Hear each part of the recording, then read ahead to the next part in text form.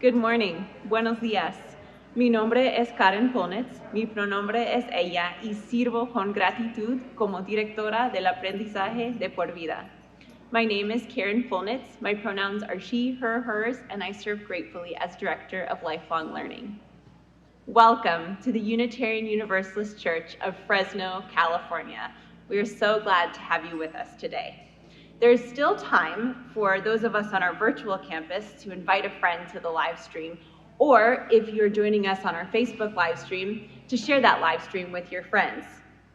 Welcome to everyone on our virtual church campus. Welcome to everyone on our Alluvial Avenue church campus. And welcome to everyone watching later on YouTube or Facebook. We are one congregation in many places. Our monthly worship theme for January is Finding Our Center.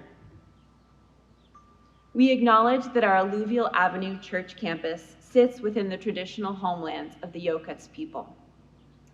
This land acknowledgement is to honor the elders of the indigenous peoples and to confess and lament the genocide, forceful removal, and displacement of the people whose lands and territories were stolen from them. As part of this recognition, we encourage learning more about these injustices and the histories of indigenous peoples. To support, visit the following resources: Native American Rights Fund and National Indian Education Association. As a Unitarian Universalist congregation, we welcome you, no matter your race, culture of origin, age, spiritual background, or religious beliefs. We welcome you no matter your disabilities, the amount of money in your bank account, your level of education, or your neurodiversity. We welcome you if you are lesbian, gay, bi, trans, non-binary, or gender fluid. You are welcome with or without documentation. All are welcome here. Todos son bienvenidos aquí. This morning, we invite those who are on our virtual campus and want to share their joys, sorrows, or gratitudes included in today's service. You can text them to us at 559-209-4977. That's 559-209-4977. You can also type them into the chat box, but you have to do it right now, so we have time to gather them and share them later in service. Be sure to text your name as well so we know who you are. Now, may we, in the chat box, in person, or in the silence of your heart, take a moment to say buenos dias to one another.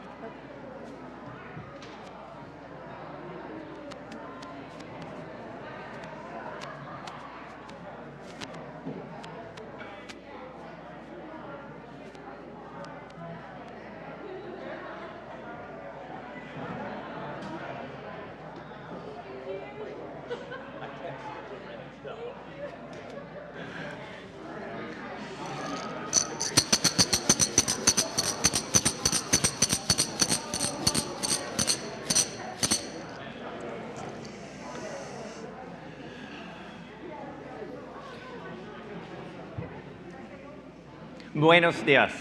Mi nombre es Timoteo, and my pronouns are he, him. My name is Tim, and I have the great pleasure of serving gratefully as minister of this wonderful community in so many different places.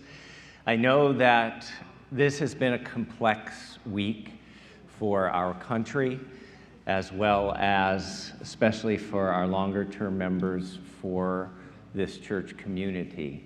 and we will acknowledge that later in the service. We invite you, though, now to allow the sound of the tingsha to carry you into that inner place that does know you are loved.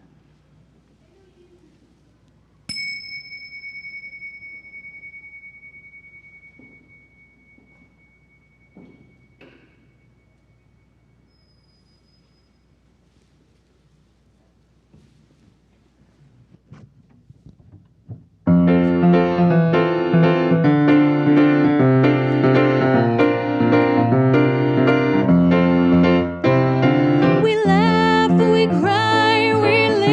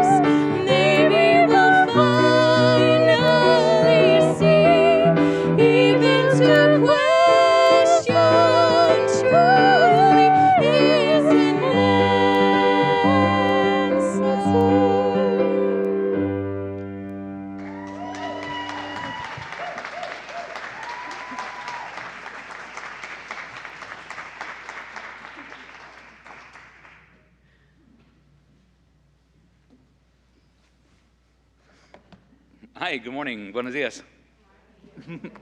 My name is James Rellis. My pronouns are he, him. If you have a candle or a chalice with you on our virtual campus, bring it close as we're going to be lighting it soon. Our chalice lighting words comes from our Unitarian Universalist minister, Reverend Joe Cherry. Reverend Cherry remembers, when I was a kid, we played tag. There was always something called the safe tree. If you were touching this temporarily magical tree, or any trees temporarily magical, you could not be made it or tagged out.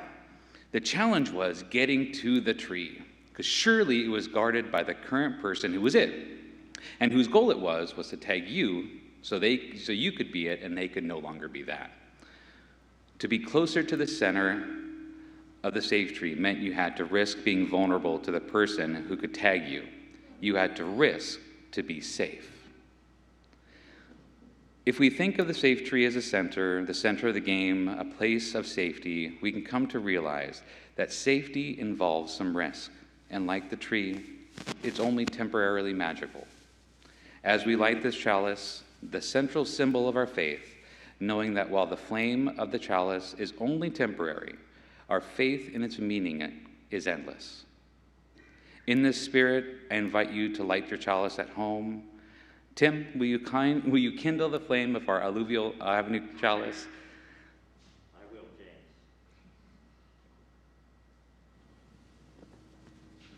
Let us rise in body or spirit in joining our singing a song of praise, Spirit of Life. Spirit of life, come unto me. Sing in my heart all the stirrings of compassion. Blow in the wind, rise in the sea, move in the air, giving life the shape of justice. Roots hold me close, wings set me free. Spirit of life, come to me, come to me. Fuente de amor, ven hacia mí, y el corazón cántale tu compasión. Soplar, volar, sube en la mar, hasta moldear la justicia de la vida. Engáñame,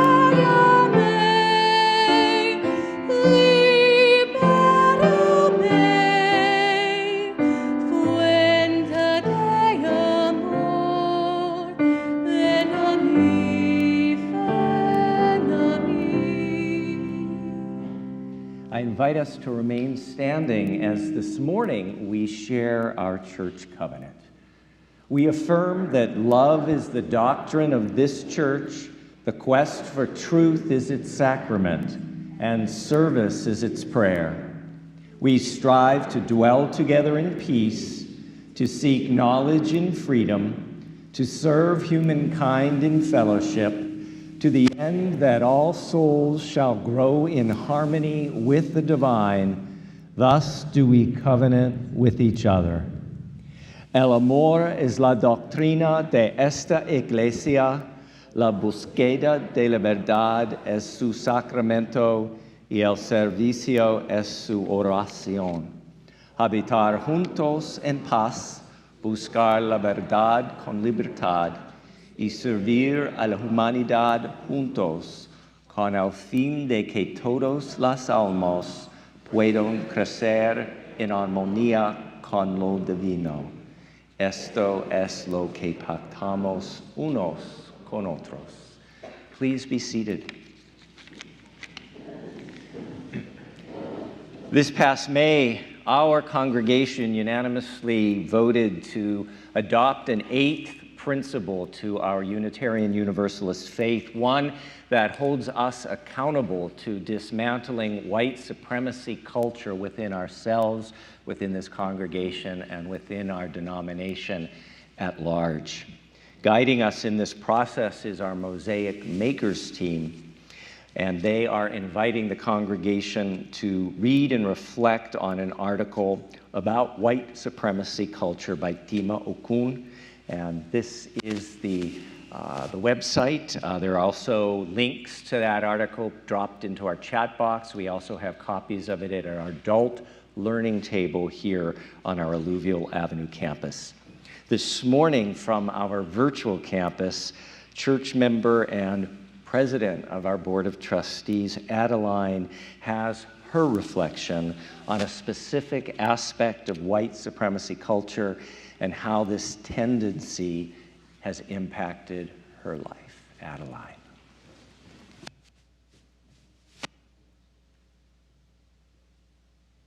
Hello, my name is Adeline Marchini, and I serve gratefully as president of the Board of Trustees.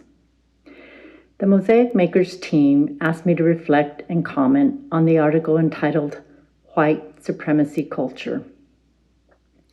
The article lists several characteristics of white supremacy culture that I identified with.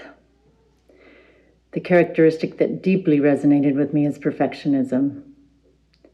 I spent the majority of my life striving for perfection in everything I did and expected the same of others. I often failed to appreciate my own work and many times ruminated on my mistakes and punished myself with negative criticism. I tended to project this perfectionist attitude towards others as well and judged people harshly when they did not do things perfectly. Just a few years ago, I realized how I was hurting myself and my relationships with this perfectionist belief. Old habits are hard to change, but every time I recognize this perfectionist behavior creeping in, I have to tell myself, that is good enough.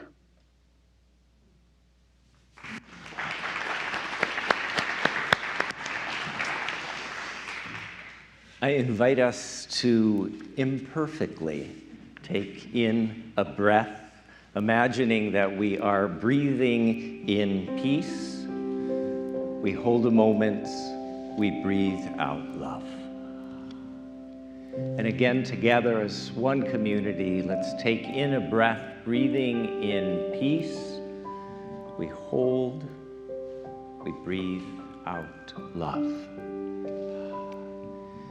And one last time together, we breathe in peace. We breathe out love. As we continue breathing together in this shared sanctuary that is sacred by the fact that we are here together and our human hearts are beautiful and imperfect, but filled with love. And as we breathe together, 2 questions. The first, in the last week, did you offer or experience kindness?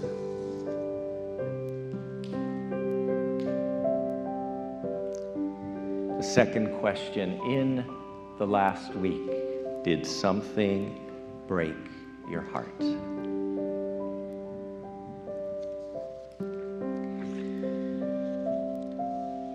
Each week in our services, we create the space to just be human in our imperfection and our beautifulness, our jagged edges, as well as those parts of ourselves that shine, even if we don't believe we shine.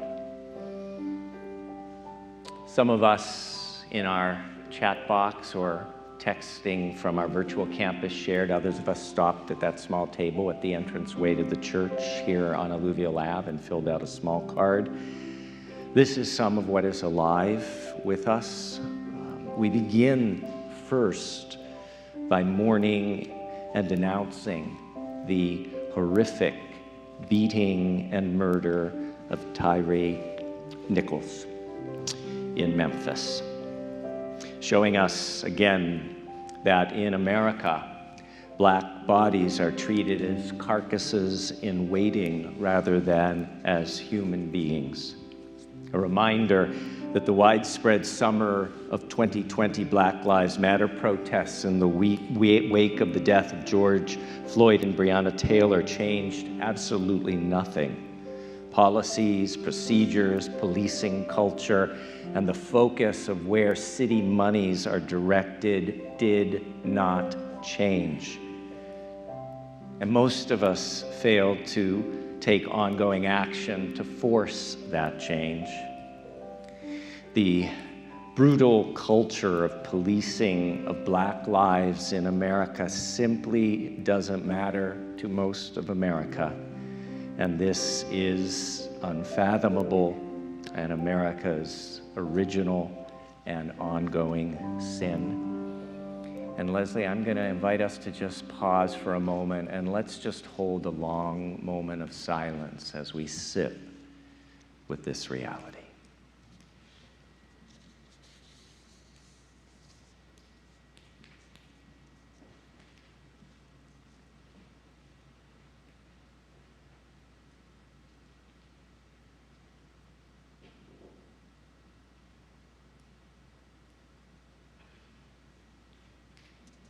Tyree Nichols, may he rest in power.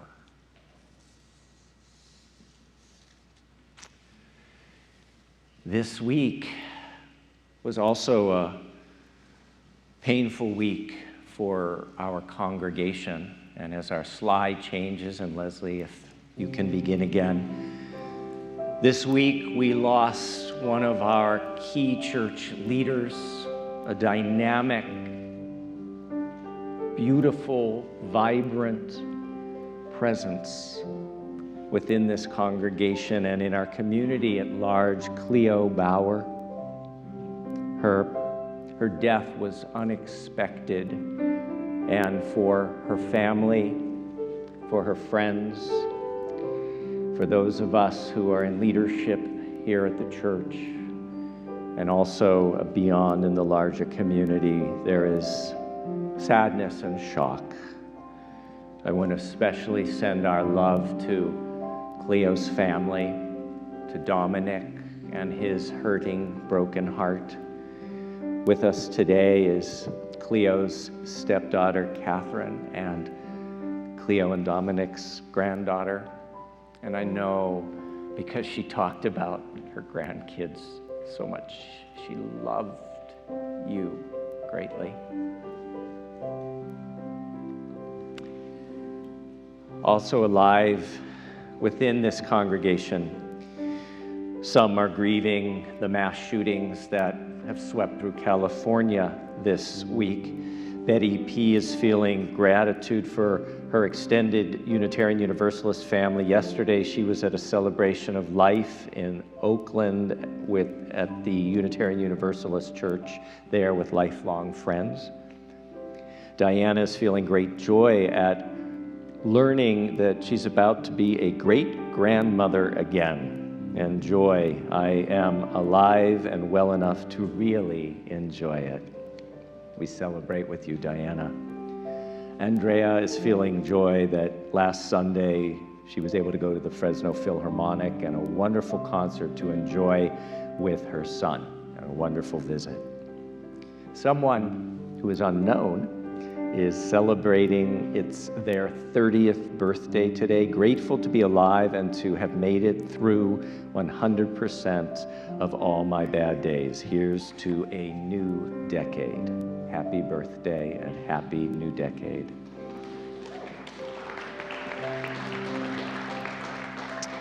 Jody and Carolyn are feeling grateful to the volunteers who worked on the landscape yesterday to lay cardboard and chips. Mike, Sharon, Dave, Leslie, and Thibault.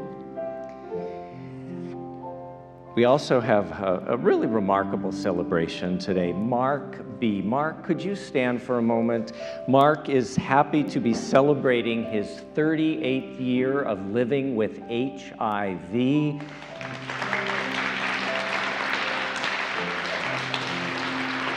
And Mark, by your living, may you bring hope and inspiration to many. We love you. We're so glad you are here. Christina and Jason are sending love and peace to Eric de la Cruz, a dear family friend who has passed into the mysteries of death. May you be at peace, dear one. We have someone feeling deep sorrow for the violence in the Middle East, and Jackie is giving voice to a sorrow shared by many. Jackie says, "My dear friend Cleo has left us. I miss her so much." And so for all that's been shared, for all that we hold in the sacred silence of our beating hearts, we light our candle of community. We light a second candle, as is our custom, for the over 6.9 million citizens of this planet who have lost their lives in this ongoing pandemic.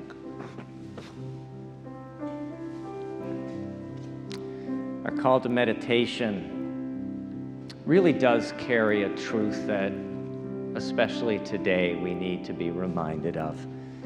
There is a love holding you.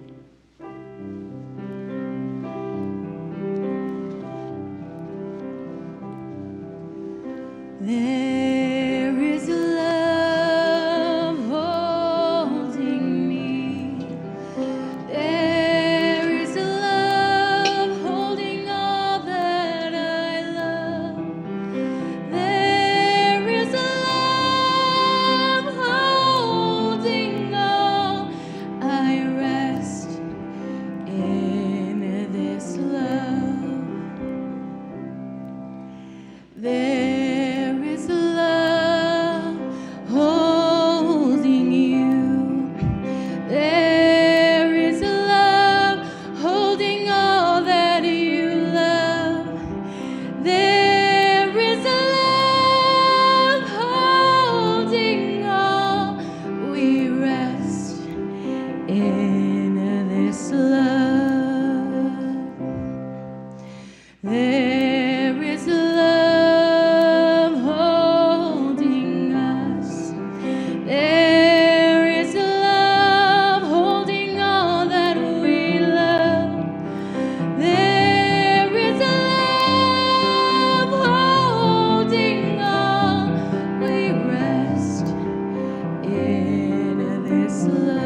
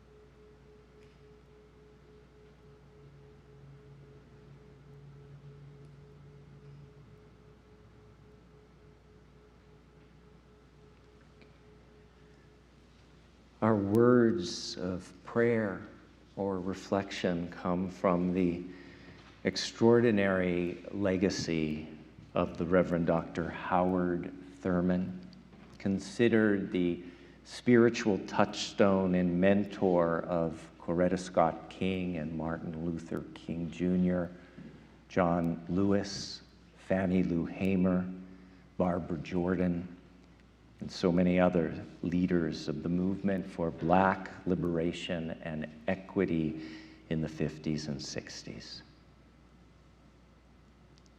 These are the words of Howard Thurman adapted. Let us pray.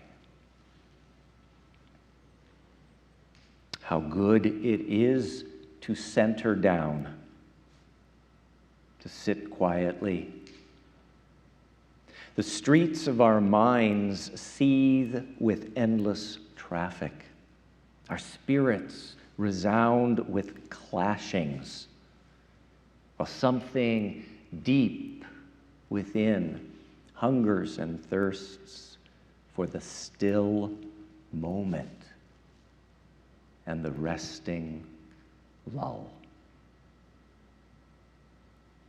We seek a fresh sense of order in our living, a direction, a strong, sure purpose that will structure our confusion and bring meaning to our chaos. We look at ourselves in this waiting moment, the kinds of people we are. The questions persist. What are we doing with our lives? What are the motives that order our days? Where do we put the emphasis, and where are our values focused? Over and over, the questions beat in upon the waiting moment. But as we listen, floating up through all the jangling echoes of our turbulence, there is a sound of another kind, a deeper note which only the stillness of the heart makes clear. It moves directly to the core of our being. Our questions are answered. Our spirits refreshed.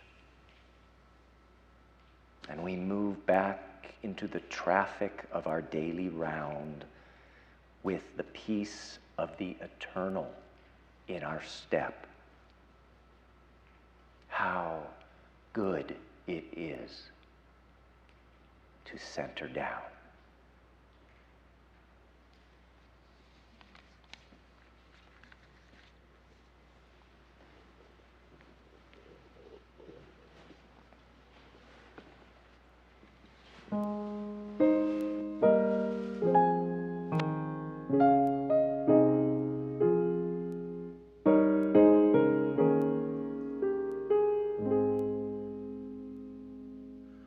Art thou troubled?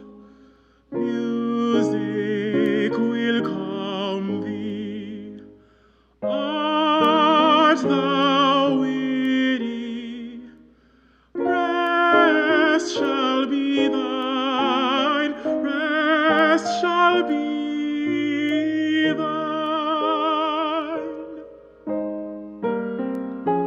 Music, source of all gladness, heals thy sadness at her shrine. Music, music ever divine.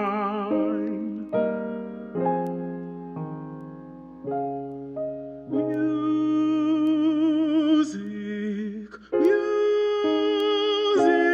calleth with voice divine.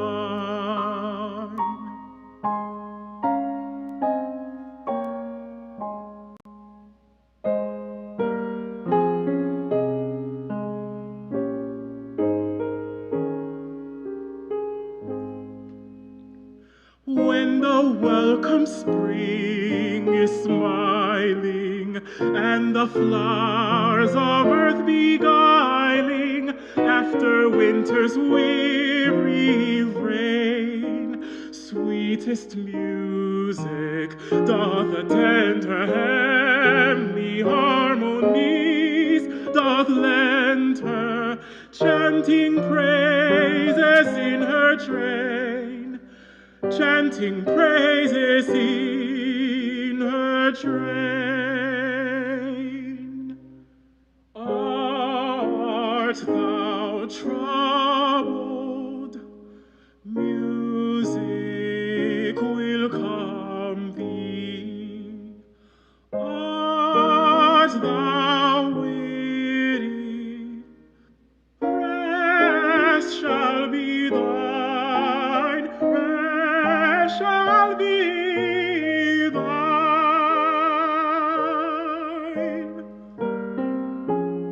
Music, source of all gladness, heals thy sadness at her shrine. Music, music, ever divine.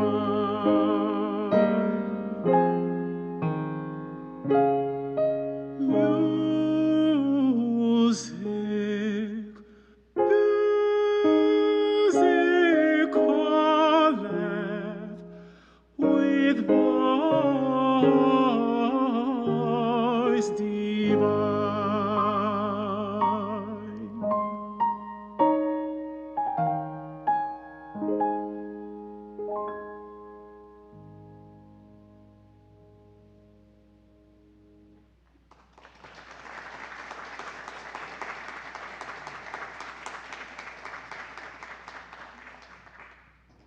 This reading is titled Nothing is Static by Reverend Manish Mishra Marzetti.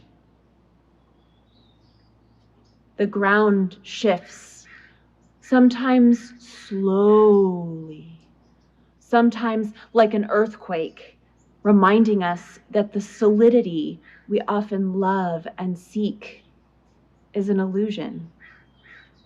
The crumbling dust of the desert plains, the moist fertility of the farmlands, the ending coastline of tidal shores, all are changing. Committees dissolve or are created. Leaders retire or step away. Ministers come and go. Bylaws are amended. New experiences lead to new truths which foster evolution, the natural course of life always pushing us toward greater understandings of what it means to be human. Everything about our existence points toward change, flexibility, and dynamic recreation. And it's hard because change involves loss. Can we hold the losses well while not holding ourselves back? The ground shifts, sometimes slowly, sometimes like an earthquake. Nothing is static.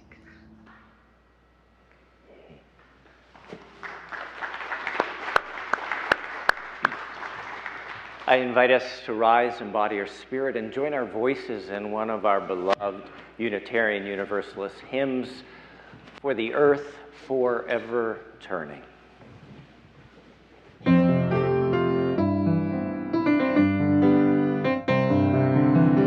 For the earth forever turning, for the skies forever receding, for our lives for all we cherish, sing we our joyful song of peace.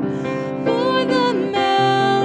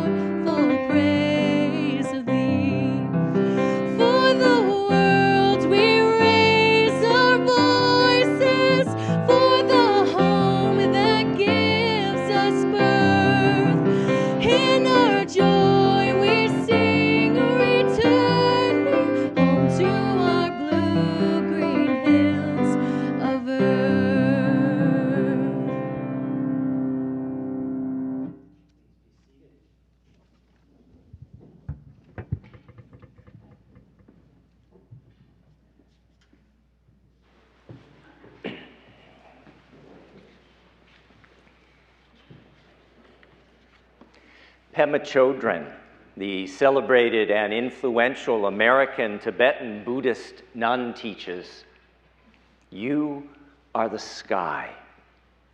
Everything else, it's just the weather." You are the sky. Everything else, it's just the weather.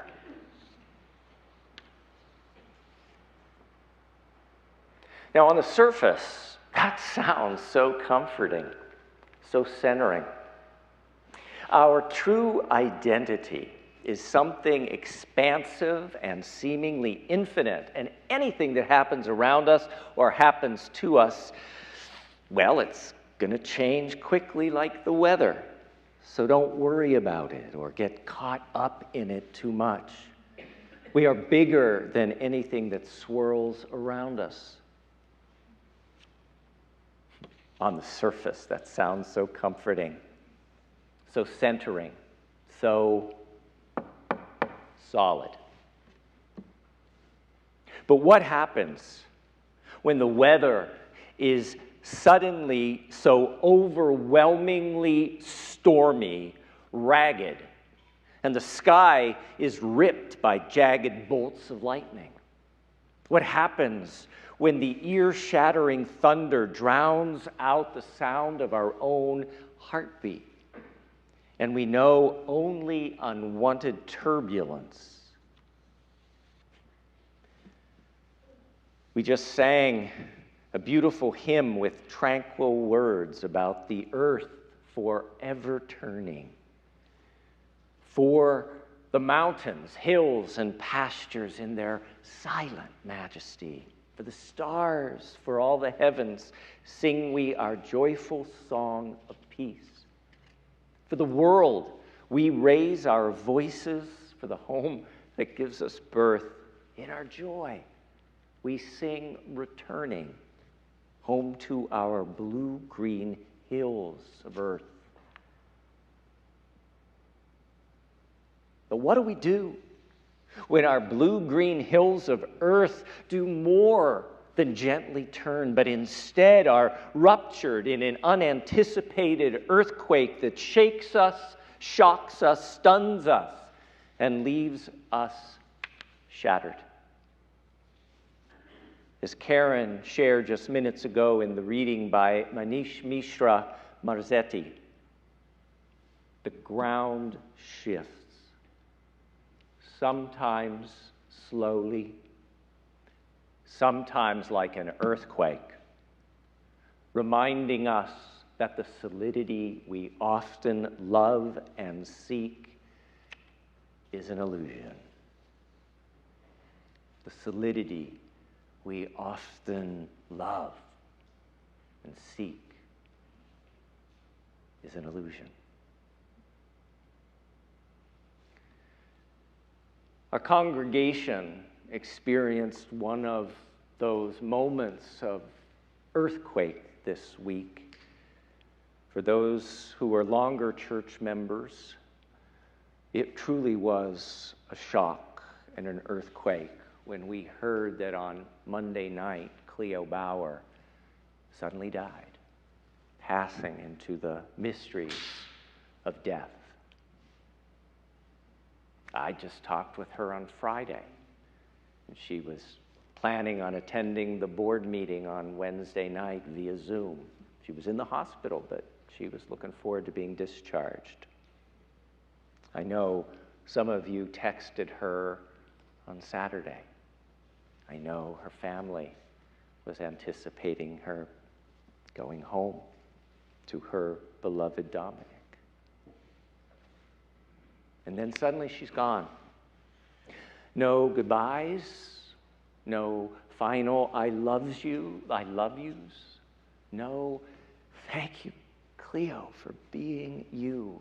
Thank you for your smile that lit up a room, for your kindness, for your welcome, for your leadership, for your vision, for your passion, for your friendship. We are left with just memories,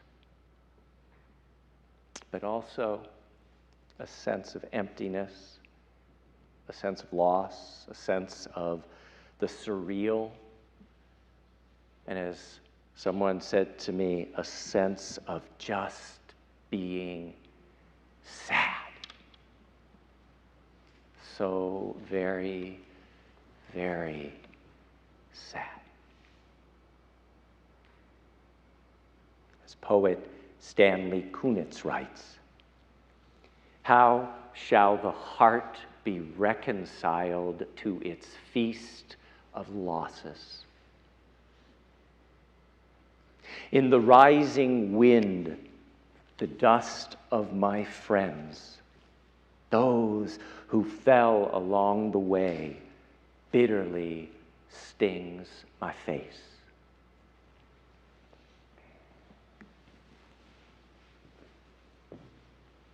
How shall the heart be reconciled to its feast, its unwanted feast of losses?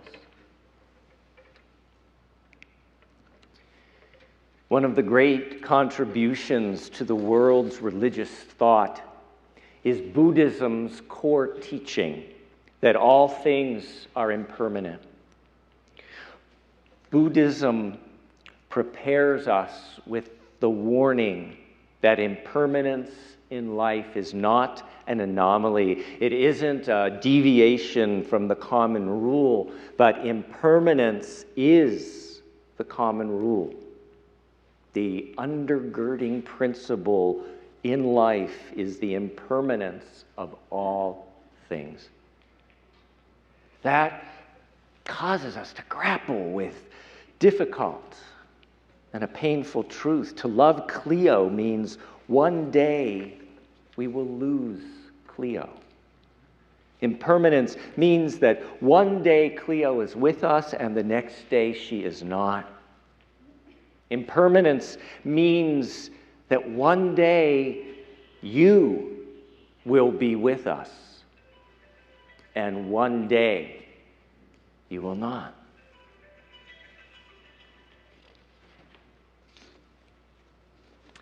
In India's religious and philosophical traditions, there's a concept of Sat Nam, S-A-T-N-A-M, Sat Nam. Could everyone just say that with me? Sat Nam. Sat means truth. Nam means identity or name. Sat Nam, the concept of Sat Nam, holds within it the true identity of life. Sat Nam holds within it the true identity of your life, our life. Let me explain. Sat Nam is actually made up of 4 sounds, 4 core parts. Sa, ta, na, ma. Sa equals birth. Ta equals life. Na equals death. Ma equals rebirth. In India's religious and philosophical tradition, Sat Nam, or the true identity of life, is a constant cycle of birth, life, death, and rebirth. And now, we don't have to have this concept be as complex as the idea of reincarnation. We see it in something as simple as something we're all about to do, take our next breath. We begin the inhale. That's the birth. We continue the inhale. That's the life. We begin the exhale after we complete that inhale, and that exhale is the death. We end the exhale, and we decide to take another breath. That's a gift, to be able to take another breath, and that's the rebirth, and we begin again. Everything in India's religious and philosophical traditions tells us that everything contains this cyclical pattern that includes a beginning, a fullness, a breaking apart or a changing, and a reconstituting. We see this everywhere. The cycle of the seasons, to the cycle of a felt human emotion, to the trajectory of our far too short human life. There is a beginning, there is a fullness, there is a breaking apart or a changing, and then there is the reconstituting. But that means, as Pema Chodron teaches, to be fully alive, fully human, and completely awake is to be continually thrown out of the nest. To live fully is to be always in no man's land. I'd prefer it said no person's land, so it wasn't so gendered, but I'm quoting Pema. To live fully is to be always in no man's land, to experience each moment as completely new and fresh. To live is to be willing to die over and over again. Would you join me in saying that last sentence? To live is to be willing to die over and over. And yet, many of us resist this natural flow of life. We often want things to remain the same, and so we hunker down and hold on to what is already passing and fading into another form or reality. Buddhism tells us that this holding on is the source of our suffering.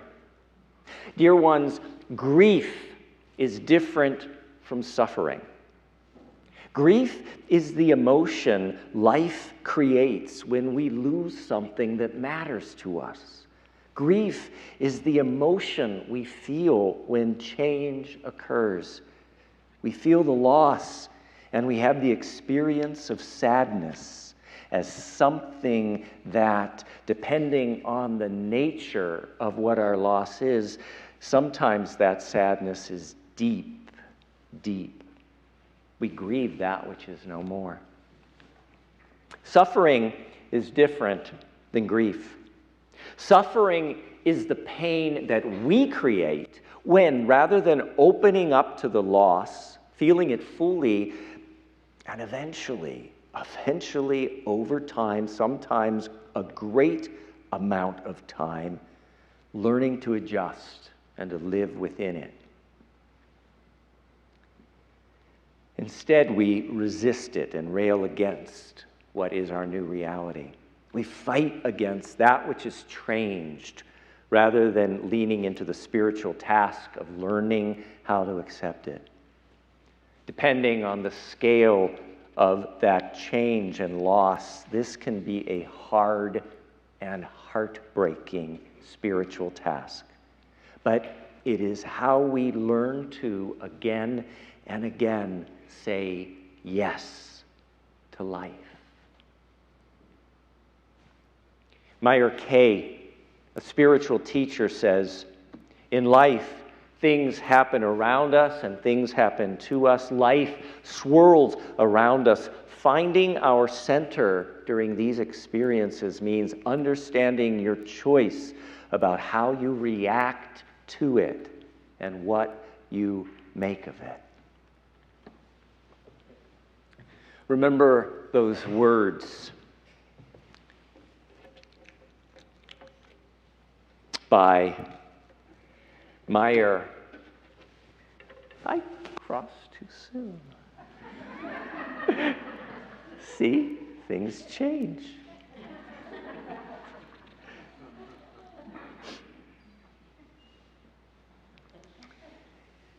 So Meyer Kay tells a story, and this slide kind of gives us a hint of what it's going to be about.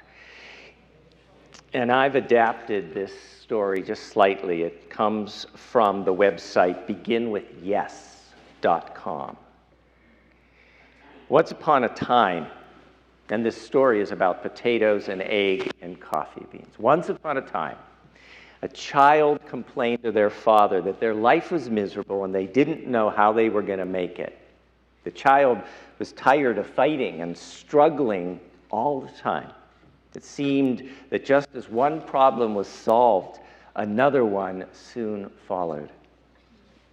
The child's father was a chef and took the child into the kitchen.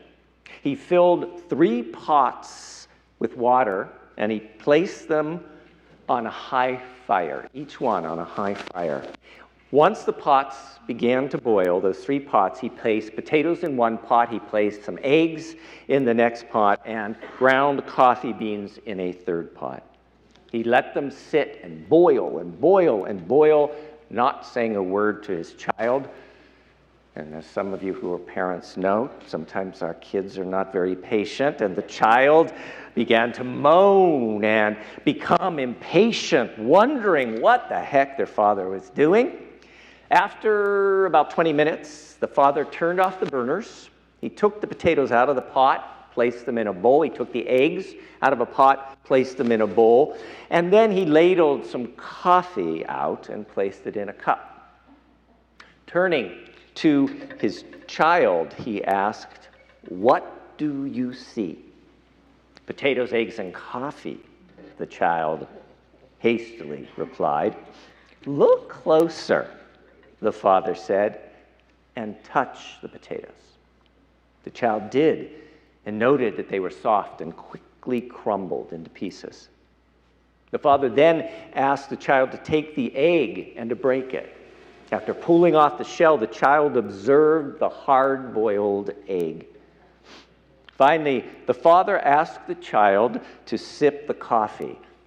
Now, I just paused to say, I'm not sure what a great idea it was to give this child caffeine, but let's go with the story. Finally, the father asked the child to sip the coffee. Its rich aroma and that hearty taste brought a smile to the child's face. "Father, what does this mean?" the child asked, at this point sure that her father was about to bestow great wisdom. He explained that the potatoes, the eggs, and the coffee beans had each faced the same adversity and change, the boiling water. However, each one reacted differently. The potato went in strong, hard, and unrelenting, but in the boiling water it became soft and quickly crumbled into pieces. The egg was first fragile, with a thin outer shell protecting its liquid interior until it was put into the boiling water. Then the inside of the egg became hard, unyielding, inflexible. However, the ground coffee beans were unique. After they were exposed to the boiling water, they changed the water and created something new. "Which one are you?" the father asked his child.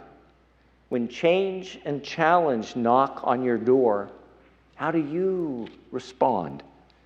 Are you the potato who grows soft and quickly crumbles? An egg that grows hard and inflexible? Or a coffee bean that changes the situation around them and creates something new?"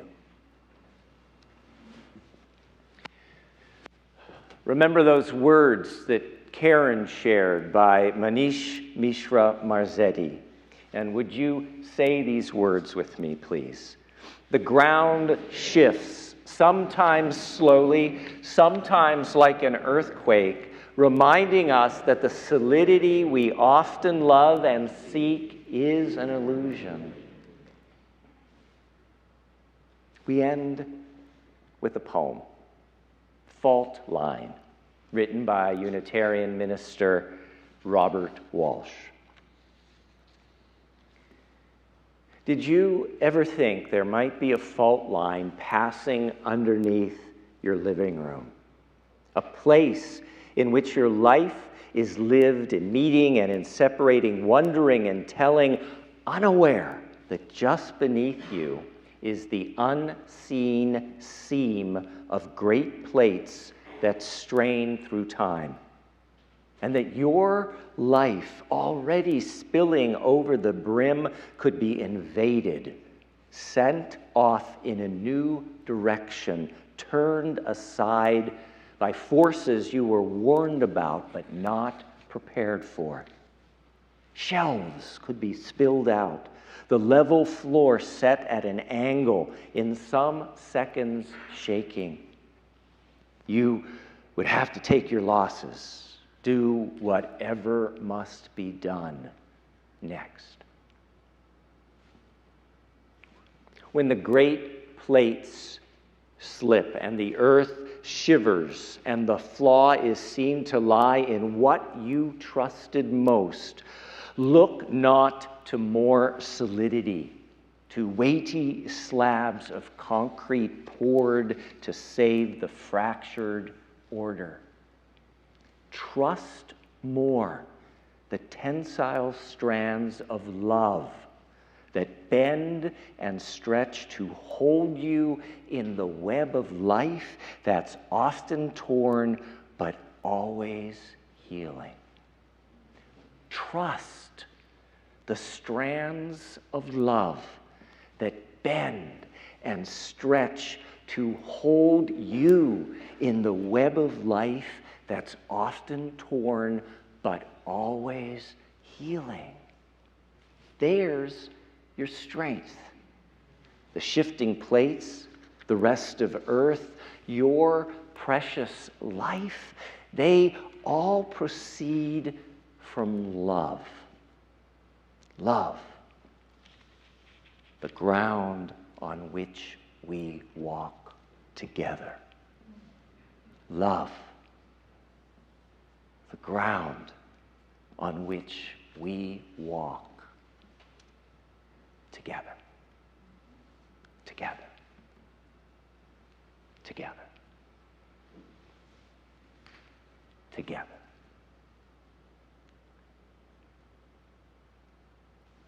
Que así sea, bendito sea. May it be so. Blessed be. Amen.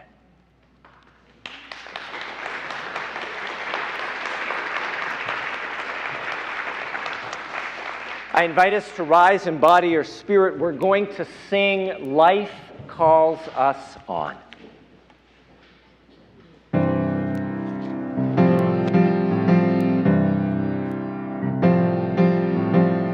Here in reverence now we gather for the blessings we have known, with a pledge to one another that we journey not alone. Joy and sorrow make us wise, kin to all that lives and dies. Love calls us on. Love calls us on.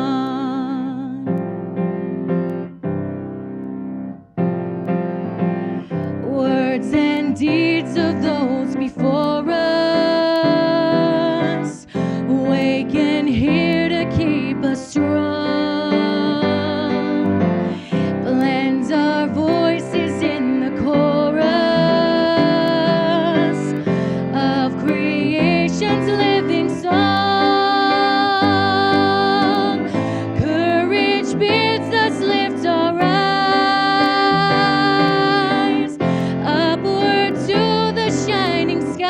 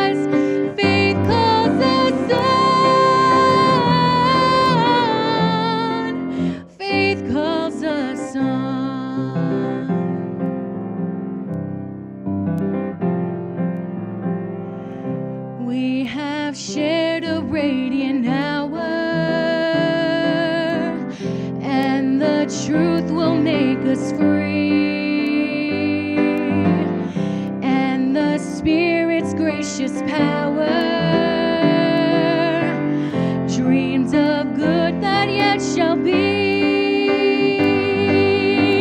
Bright be path before us lies. Joyful pilgrims now we rise. Life calls us on. Life calls us on.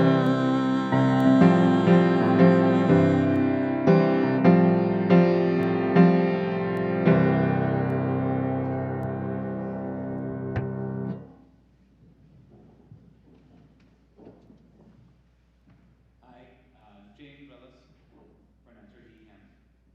John Saxon writes, a church community is like a river formed by the many streams of our lives and meet and merge and flow as life calls on us.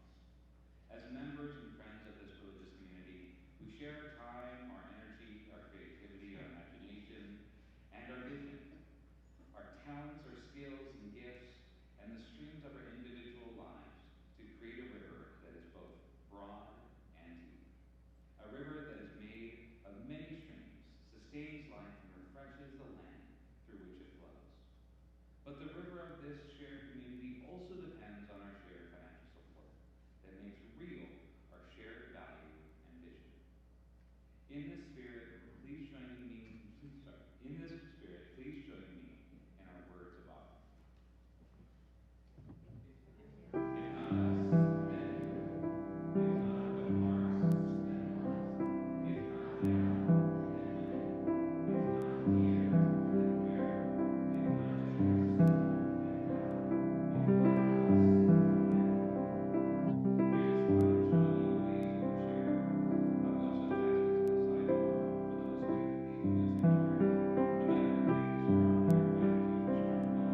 And use the Cash App, $UU Fresno.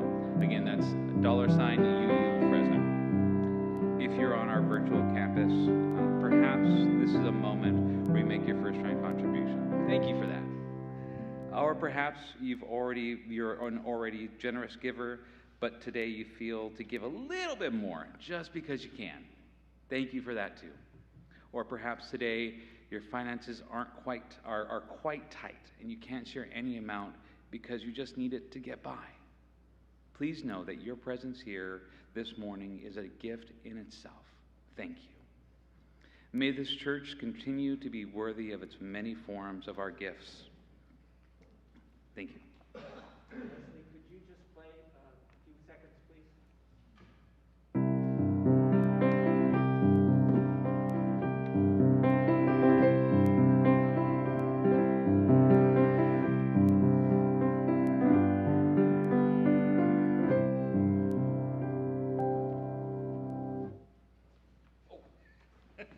Oops, almost forgot something.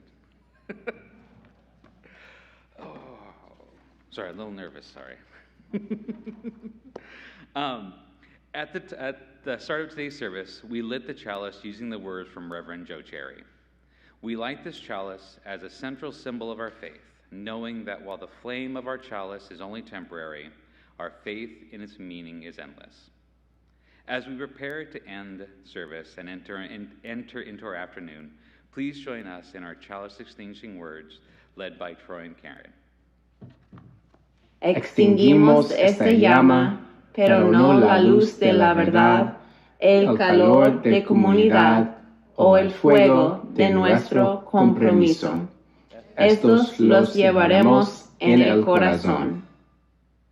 We extinguish this flame, but not the light of truth, the warmth of community, or the fire of commitment. These we carry in our hearts. I have just a few quick reminders, but first, today was James's first time as a worship associate, so. And today was also Aaron's first time as a vocalist. Come on up, that was wonderful. And Leslie, vocals and piano today. Thank you, Leslie. So we do have a thank you today. Today is Nico's last time serving as our sound tech. Nico and his fiancee Des are going to be moving to the heartland of America, carrying with them progressive values. But Nico, you have kept us sound. The live stream was sound and sound here. You joined us the first time we ever did a live stream from this sanctuary and have been with us now for a year and a half. Nico, can you just come down for a second so folks can see you and we can thank you? And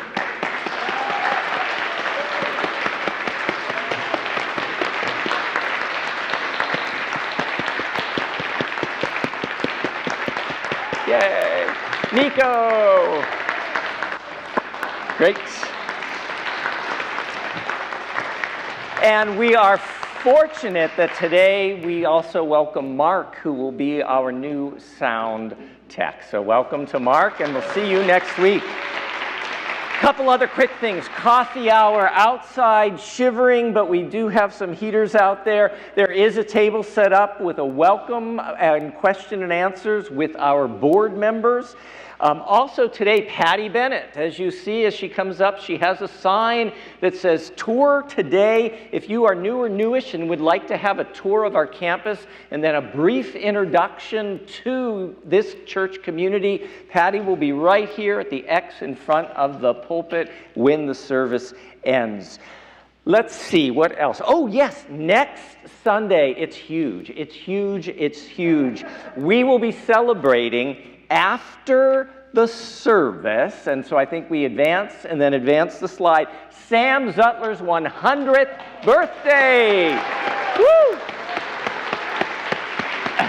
And I love this picture. There's Sam as a little kid and Sam as 99, almost 100. It'll be after the service in the courtyard. Sam will be with us live in person for the entire service. We cannot wait to celebrate you, Sam. We love you, and almost happy 100th birthday. Coming up also next Sunday after the service is the kickoff, next slide, of our Love is in the Air church auction that will run February 5th to the 12th. And something amazing, Valerie and Shelley are our co-chairs of the auction. I see Valerie sitting in the seat on our Alluvial Avenue campus, but somehow she is also going to appear from our virtual campus. How does she do it? Here is Valerie. Well, tomorrow in your email, you will receive a link that will take you to the auction website. Now, the auction doesn't start for bidding until the following Sunday, February 5th at 1 o'clock. But tomorrow, when you get this link, your job, should you choose to accept it, is to go to the website and make sure that you're registered. If you were a participant last year, your information will be in there. It has not saved any of your payment information.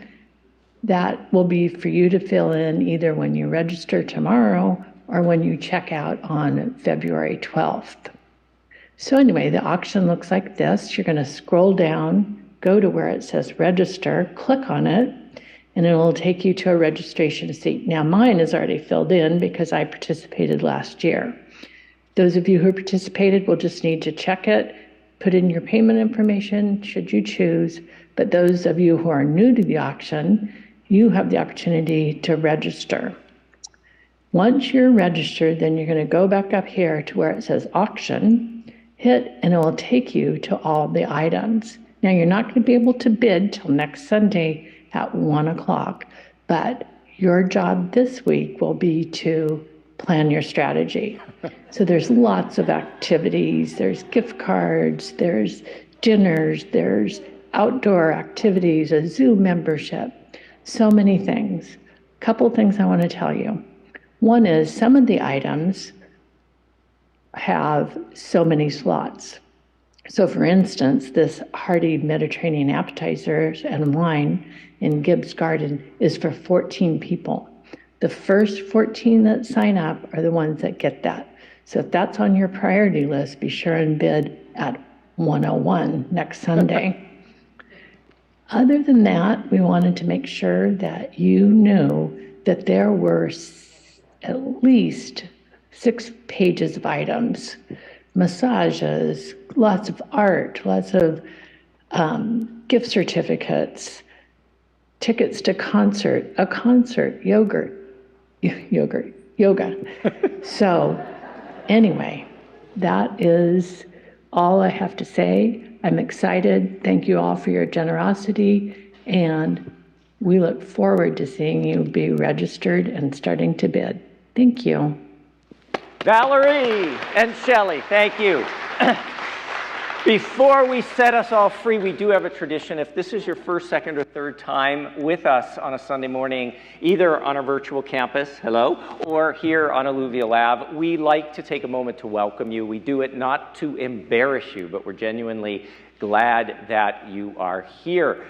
So if this is your first, second, or third time with us, could you let us know in the chat box, or just stand up here on our Alluvial Ave campus? We won't leave you standing. Welcome back. It's awesome. Welcome for the first time. I invite the rest, welcome. I invite the rest of the congregation to rise with them for our closing words and our sung benediction. If you came in a pod, please join hands. If you're here on your own, your hands can rest on your precious heart. You have heard these words before, but I share them again from the Reverend Robert Walsh. Trust. The strands of love that bend and stretch to hold you in the web of life that's often torn but always healing. There's your strength. The shifting plates, the rest of earth, your precious life, they all proceed from love, the ground on which we walk together. May it be so. Blessed be. Amen.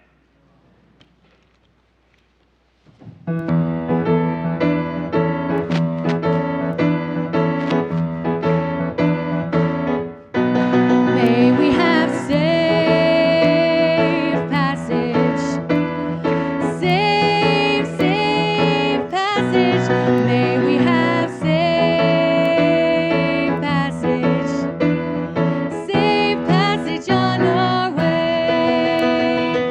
safe passage on your way, wanderer, safe passage on your way, searcher, safe passage on your way, sweet pilgrim, safe passage on our way. May we have safe passage, safe passage. May we have safe passage on our way.